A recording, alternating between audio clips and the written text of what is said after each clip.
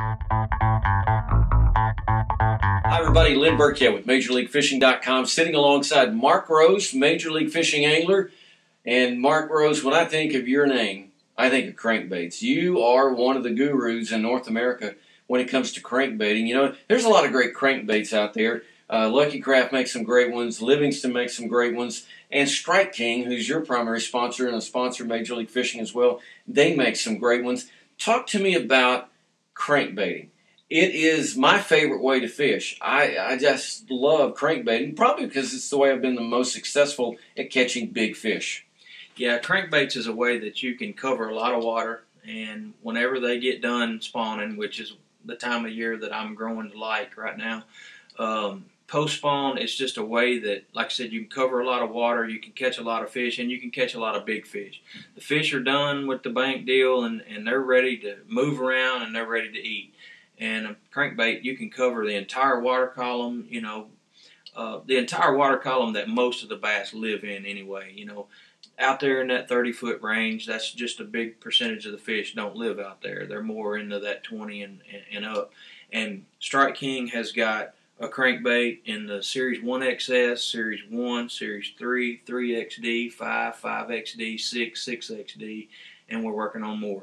Even the 10XD now. Yeah, even the 10XD, and like I said, we're working on even broadening that range out a lot. But they've got the best crankbaits in the world, and I don't just say that just because they're one of my sponsors. I can honestly say that and lay my head on my pillow at night and get a good night's rest, because there's a lot of work that goes. They don't just build a plastic crankbait, just throw it out there and. There's some people that do that, but Strike King has got a lot. These people care a lot about this industry, and they're not going to want to put a product out there that's no good. And they do a lot of work with our pro staff, and there's a lot of guys on that pro staff that know a lot about crankbaiting, and they use it. And we've got the best lineup of crankbait that I don't think anybody can match it. But I like it. Like I said, it catches big fish. We've got big profile baits. We've got small profile baits. Whenever you go in certain parts of the region and you're fishing for different species, you fish for smallmouth and Kentuckies, a lot of times you need a little smaller profile. And then whenever those bass are eating big gizzard shads, we've got those big, the 6XD, 10XD, and we're working on others. But we've got big profile baits, we got small profile baits, we've got an XD lineup, which as soon as you start turning the reel handle, that bait, it's got a little curvature right on the outside of the bill, and or right on the end of the bill, and it just allows that bait to start going straight down. XD standing for extra deep, and it gets down there quick, and it stays down in the hunt, in that strike zone, hunts for you all the way back to the boat. It doesn't start planing off, right? It'll hunt for you right underneath your trolling motor and start coming up. So we've got the gamut covered with crankbaits, and I think, like I said, we've got the best lineup out there. Let's talk a little bit about how to fish them, and how to fish them starts with putting them in the right place. It's not as simple as just putting the boat out in open water and throwing them out, reeling them back, and the fish are gonna jump on it. You got to throw it where fish are. You got to find the fish. So where are you going to find fish that are going to be willing to eat a crankbait?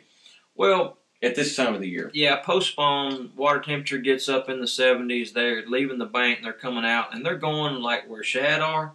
Mm-hmm. They're going where they have grown up going and following other bass since they were young out there, and just ambush spots where they can me and you go to eat where there's food, and that's the same way with them. They go out there, and that food isn't just saying, hey, here I am, come and get me. They've got to come up with a plan of attack to be able to ambush it. So they're going to use current, they're going to use cover, and anything that they can to be able to help them, eat all these shad. So you just got to get out there, and whether you're in a pond, whether you're in a lake, whether you're on a river, and find out there's a bank out there just like there's a bank up shallow with logs and rock and whatever types of cover that nature has given it. And you just have to get out there, use your Lowrance electronics, idle around, find out, these ambush spots. And now with Structure Scan, you can actually find the fish, not just the ambush spots. So just get offshore and start cranking that crankbait. Sometimes when you get in water, 11, 10 foot or shallower, you just have to find them on your own. You have to just fish for them. Mm-hmm. Get out there, get off the bank, find a rock pile, find a river ledge, find a point, and just fish for them. And that's the way you have to find them in a little bit shallower water where your structure scan doesn't pick up. But you just have to get out there and start cranking that crankbait around until you find them. It's awful fun when you're just winding out and you just get a bite, and then, man, sometimes you can just sit there and whack on them. That's why I love it. Sometimes in the summer, you can, when you get one, you're going to get 10 or 15 or 20. You can really load up on some big schools. Let's talk about what you've got to throw them on. What kind of rod, what kind of reel, what kind of line does Mark Rose typically like when he's crankbaiting? Well, I've designed a MRO, Mark Rose Offshore lineup for Kistler for the most common crankbaits that are thrown. Anything from a 6XD down, I throw on that. It's a we've got in a 7.6 and a 7.11, which is my favorite. The 7.11, which is what I really like for 6XDs down to, say, a Series 5. And then I like that 7.6 for anything smaller than that. And then we've got a rod just above that that's in that 10XD, lineup for the extra deep crankbaits that are out there now. And it doubles up for different rods as well, swim baits and things like that. But I don't believe in a little wimpy rod. Me personally, there's some great glass rod crankbait fishermen out there. But my theory is I want the feel. A lot of times they use glass they protect that light line with it that we use to crankbait with, and when fish get up near the boat, it probably softens the freight train of a fish, or it allows the hooks to stay in them a little better and things like that. Well, my theory is I want the feel. I want to be able to feel if there's a mussel or a piece of grass on my hook, and I want to feel if a lot of times you can feel other fish down there hitting on your crankbait and you're missing them. And so I don't want that dead, which is what glass gives me, kind of a dead feel. But yet I use a soft enough tip to suffice for what they want the glass for, and it protects my line and helps me land the fish a little bit better. But a lot of it is in the backbone. You want enough backbone, but yet you need a soft enough tip to protect things and land your fish. But that backbone is it's like a pole vault. It's what gives you that launch. And glass to me is more of a parabolic deal that I don't like. And plus, you have to set the hook on a crankbait. I mean, people just think, well, you got to soften your drag out real loose and you got to baby them. Well, we're using on 6XDs and 10XDs and things like that, we're using a fairly big diameter hook. And a fish is going to eat it out there, and they can blow it back out, just as easy as anything else. So you've got to get a good hook in that fish's mouth. You can't just baby them, because they'll throw it back out. A lot of times when they get done spawning and they're mad and they're green, they want to walk on their tail as soon as you hook them. So you got to get that hook in them where they can't do that. Right. And if they do that, you got to get your hook is in them. So I believe in a little bit stiffer rod probably than most, but yet I've got a soft enough tip to protect things. So you got to have enough backbone to get you a good launch out there, to be able to outcast everybody on the lake, because your cast really determines how deep your crankbait goes. And then you've got to be able to get a good hook set in him. So I do not believe in wimpy rods for crankbaits. You talk about getting it out there. The line is going to play some role in how far you're going to be able to get it out there. You mentioned light lines. What type line do you throw, and what kind of reel are you taking it up on? I use Seaguar and VisX fluorocarbon, and I use, very rarely do I throw 10. I like 12. It really fits my cranking style. I launch I cast a crankbait really hard. I don't just kind of baby it. And we're out when the serious crank, you're loading that sucker and you're launching it as fast as you can. And your bait's down there in mussels and rock and timber and things like that a lot of times. You're very rarely just fishing clean water. I want that crankbait down there digging. So a lot of times you're going to come over, in front of your bait is going to be a rock or some type of hump where there's a mussel on it or something like that. So I want 12 to be able to protect when I do set that hook like I was talking about. 10 just is too much stretch for me. I break them off and throw them over on top of my school, and then I got to go either worry about not getting that bait, which has tooth marks all over it, and the fish are stomping it, and then I just got to sit there and watch that bait float away because I don't want to get on top of my school. So 12 just it doesn't have near as much stretch. I can still you can still hold a lot of it on your spool, and it cuts the water column really well. It's still real thin fluorocarbon is, so I just like 12 with most of my cranking. Now, when you go to a 10XD or anything like that, those baits are so heavy that you really need to go to 15 or 17. I prefer 15. So 12 most of the time. 10 if I really have to get another foot out of my bait, maybe. But I don't really think that I accomplish that very much because there's so much stretch. So 12 on 90% of my stuff. What about the reel? What are you taking that line up with? I like a loose BB1, just a regular old BB1. David Fritz uses it, so I figure that's good enough for me. But there's more to it than just David Fritz using it. They've taken that anti-reverse out of one particular reel, the one that I use, and I feel like that does help me give me a little bit better feel. You can cast the thing 9 miles. I mean, you can outcast anybody with a BB1.